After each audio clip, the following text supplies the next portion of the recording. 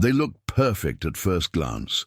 Sleek listings, polished photos, glowing descriptions, and prices that seem almost too good to be true. Most buyers scroll past dozens of questionable planes, but these three, they vanish from the market within hours.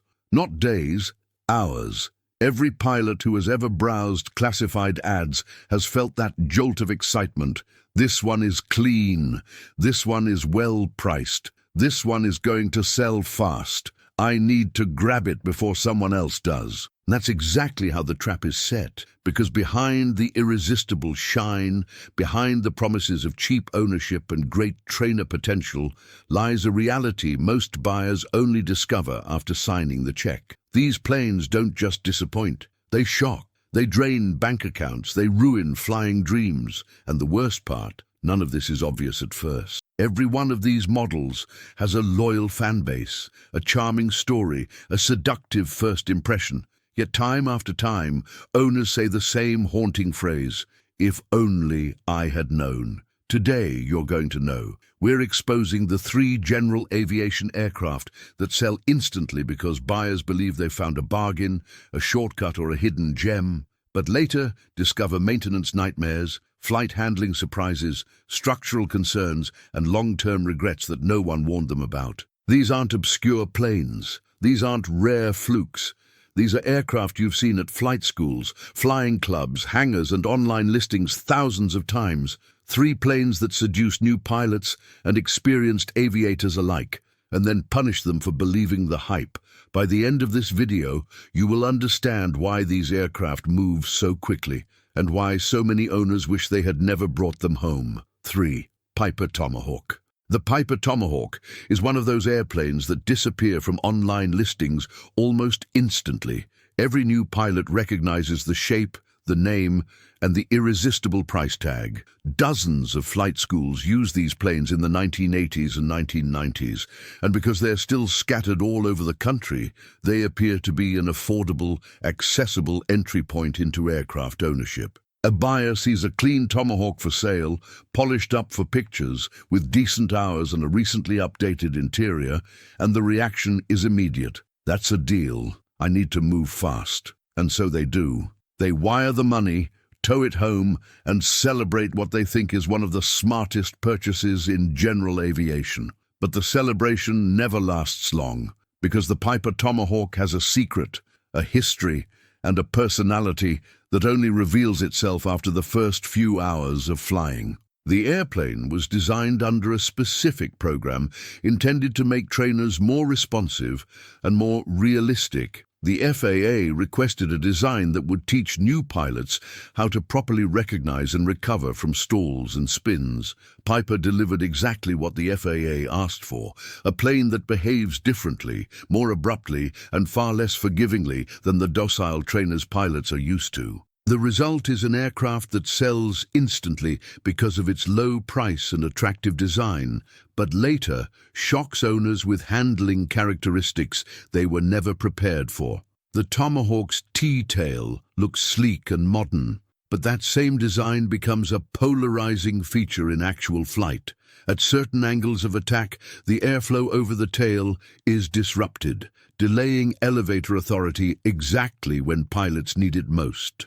Many owners discover this the hard way. They expect a stall recovery to be gentle and predictable like a Cessna 152, only to find the Tomahawk dropping a wing aggressively or resisting pitch control until the airflow reattaches. In the hands of a confident pilot, this can be managed. In the hands of a new owner who bought the plane because it looked clean and cheap, it becomes a terrifying surprise. Then comes the maintenance reality. Anyone who thinks they're buying a simple, inexpensive light trainer quickly learns the Tomahawk has quirks that few mechanics enjoy dealing with. The T-tail requires careful inspections because corrosion can hide in difficult-to-access areas. Replacement parts are not always expensive individually, but the labor adds up fast. Owners often find themselves spending more time on the ground waiting for parts, adjustments, and troubleshooting than actually flying. The first annual inspection after purchase is usually a brutal awakening. Buyers who jumped on the great deal suddenly face thousands of dollars in unexpected repairs. What looked like a lightweight, budget-friendly aircraft turns into a recurring financial sinkhole. But the biggest regret, buyers report, isn't the maintenance cost, it's the reputation. Insurance companies know the Tomahawk's history. They know the stall and spin accident statistics, the training controversies, and the long trail of pilot complaints. As a result, premiums can be noticeably higher than comparable trainers. Some new owners are shocked to discover the insurance quotes exceed what they paid for the airplane itself. And when they try to sell it, they find out quickly why their listing sits for weeks or months, while others vanish in hours. The Tomahawk sells instantly only when priced painfully low. The moment an owner tries to recover their investment, the market turns cold. And then comes the emotional side, the regret that no advertisement ever warns about. Pilots go flying expecting a forgiving aircraft that builds confidence, but instead, they encounter a machine that demands constant attention. The Tomahawk is not a lazy Sunday airplane. It exposes weaknesses in technique, punishes sloppy flying, and transforms windy days into exhausting battles. What was supposed to be a dream of ownership becomes something pilots dread. Cancelled flights, nervous landings, unpredictable low-speed behavior, and the lingering fear that the next stall won't go as planned. Many owners eventually admit they fly the plane less and less, not because of weather or time, but because they simply don't trust it the way they trust other trainers. For some pilots, the Tomahawk is an educational tool. For many others, it becomes the definition of buyer's remorse, a plane that sells instantly only because the hidden realities remain invisible until it's too late. And that's why it belongs on this list. Not because it's inherently unsafe, but because it's a master of deception. What you see is not what you get. 2. Sakata TB-10 Tobago. The Sakata TB-10 Tobago is the perfect example of an airplane that seduces buyers with pure visual appeal.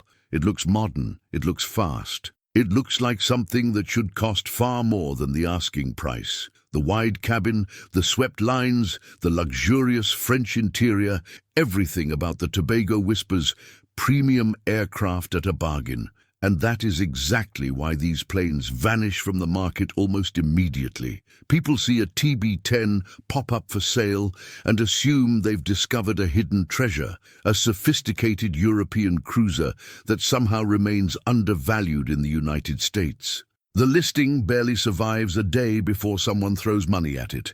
But the moment the new owner takes it home, reality begins to dismantle the dream piece by painful piece. Because the Sakata TB-10 is the classic case of an airplane that looks better than it flies and flies better than it ages. Buyers are attracted to the spacious cockpit and the modern look, but they quickly discover the performance sits noticeably below what the appearance promises. The TB-10 feels heavy. It climbs like it's carrying furniture, and in warmer temperatures, the anemic performance becomes almost embarrassing. Pilots expecting lively responsiveness are shocked to discover an airplane that behaves sluggishly, requiring long runways and endless patience. One owner famously joked that flying a TB-10 on a hot day is like dragging a sofa through molasses with a rubber band. But performance frustrations are only the beginning. The real regret starts when owners get their first taste of French engineering maintenance. The TB-10 may be common in Europe, but in North America, mechanics groan when one rolls into the hangar. Everything about the Tobago seems slightly different, slightly unconventional, slightly more complicated than it needs to be. European hardware, unique fittings, proprietary components. What should be simple often becomes a scavenger hunt for parts that aren't stocked anywhere in the country. Owners quickly learn that even minor repairs turn into long delays, shipping costs, import fees, and eye-watering invoices. And then there's the biggest hidden trap of all, parts availability. Anyone who thinks they are getting a bargain soon discovers the dark truth. Cicada parts are notoriously expensive, slow to arrive, and sometimes nearly impossible to find. In some cases, a maintenance shop will warn a new owner that even a minor part failure could ground the airplane for months while they wait for something to be shipped from France. Buyers who thought they were getting a luxury cruiser for Cessna money suddenly realize they've purchased the aviation equivalent of a foreign luxury car with no dealership network. The airplane may have been cheap to buy, but it is rarely cheap to keep. Maintenance aside, another source of regret comes from the airplane's reputation. The TB-10 has a beautiful cockpit. No one argues that. But the wide cabin creates unexpected aerodynamic consequences. The drag penalty is significant. Owners expecting fast cruise speeds discover they're flying something that looks like a performance machine but moves like a plodding trainer. Cruise speeds that appear reasonable on paper feel disappointing in reality. And when fuel prices rise, that disappointment turns into frustration. Flying long cross-country trips becomes an exercise in patience as other airplanes, older, cheaper, and less fancy, cruise past the Tobago with ease. Insurance is another shocker. Some companies treat the TB-10 as a higher-risk airplane simply because of its parts situation and its rarity in the US market. If something breaks, they know the repair process will take longer and cost more. As a result, premiums can be surprisingly high for a plane with such modest performance. New owners who are celebrating their affordable upgrade often receive quotes that make them question everything. For some, that is the moment they realize they made a mistake. But for many buyers, the regret comes even later. The final blow arrives when they try to sell it. A TB-10 sells instantly, only when it is listed at a painfully low price. The moment an owner tries to recover their investment after sinking thousands into specialty maintenance, they discover the brutal reality. The market is thin, and most buyers already know the hidden costs. Listings sit for weeks, then months. The owner slowly drops the price, trying to attract attention. Eventually, the plane sells, but never for what they hoped. The cycle begins again with another unsuspecting buyer who falls in love with the glossy photos and forgets to ask the real questions. The Cicada TB-10 is not a bad airplane.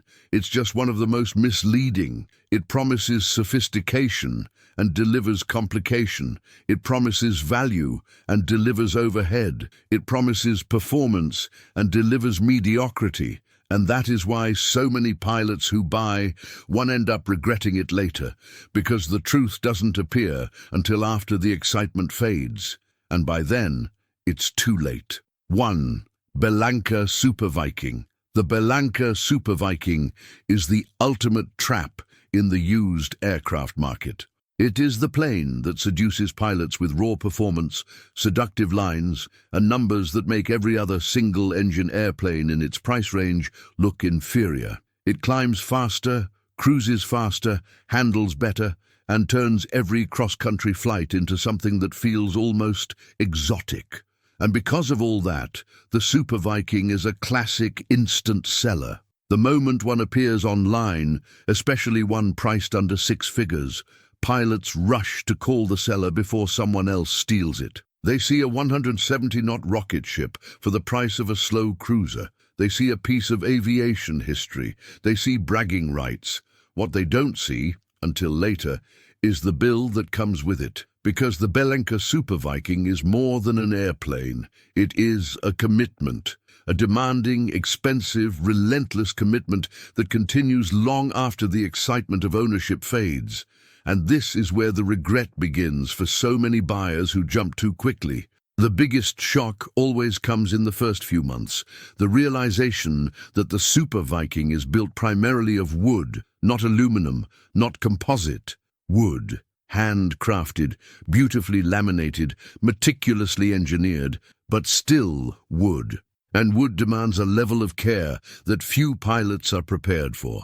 Owners quickly learn that moisture inspections, adhesive checks, fabric tension measurements, and structural humidity readings are now part of their life. The airplane might fly like a dream, but maintaining that dream is a nightmare for anyone who didn't plan for it. Then comes the second shock.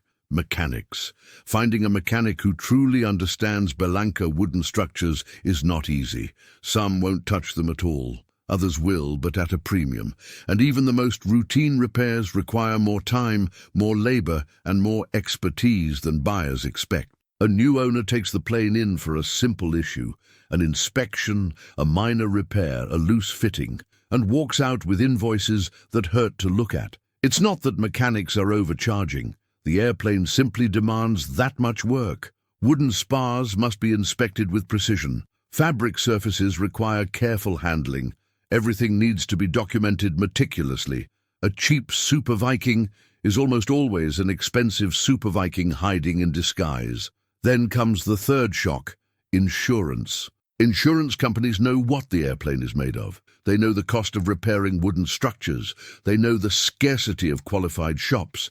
And as a result, premiums soar. Some insurers refuse to underwrite the aircraft entirely unless the owner has significant experience. Others require training, additional endorsements, or specialized checkouts.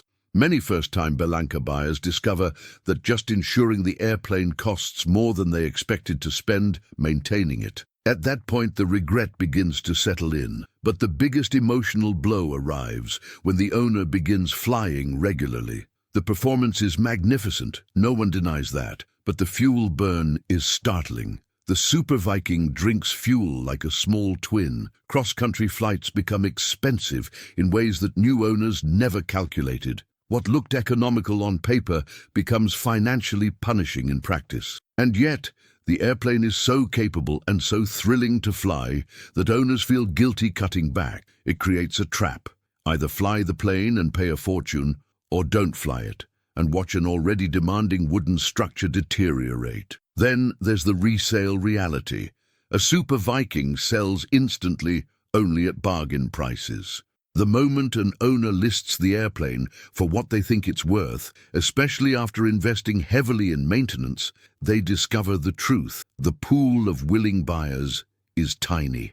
Many pilots love the idea of flying a Super Viking, but far fewer are willing to own one. Listings linger for months. Interested buyers always ask the same questions about the wooden wing, the fabric surfaces, the logs, the humidity readings, the inspections. Deals fall apart at the last minute. Eventually, the owner is forced to drop the price, then drop it again and again. The cycle repeats until the airplane finally sells, almost always for far less than the owner believes it deserves.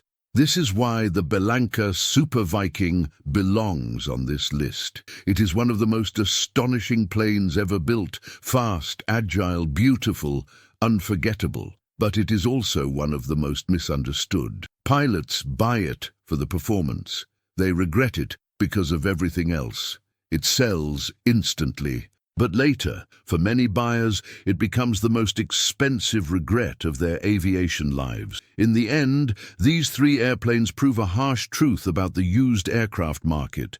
The listings that look the most tempting, the deals that feel almost too good to be true, and the planes that vanish from the marketplace the moment they appear, often carry the heaviest regrets.